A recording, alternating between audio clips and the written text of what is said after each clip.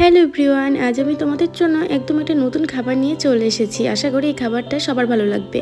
খাবারটার নাম হলো ফ্রুট ডেজার্ট। চলো এবারে তাহলে খাবারটা তৈরি করি।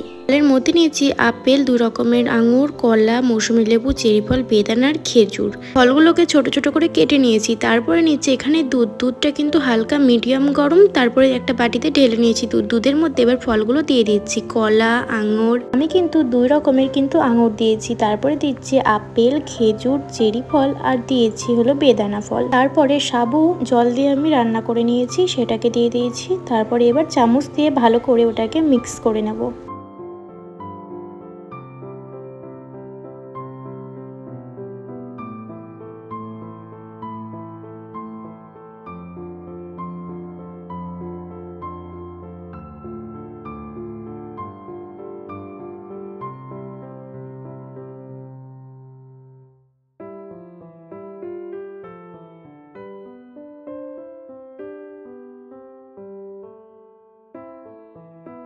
খুব ভালো করে আমি সবগুলো ফলের সঙ্গে সাবুর দানাগুলো মিক্স করে নিয়েছি। তো আমার ফাইনালি ফ্রুট ডেজার্টটা কমপ্লিট। এভাবে অবশ্যই বানিও তোমরা। টাটা।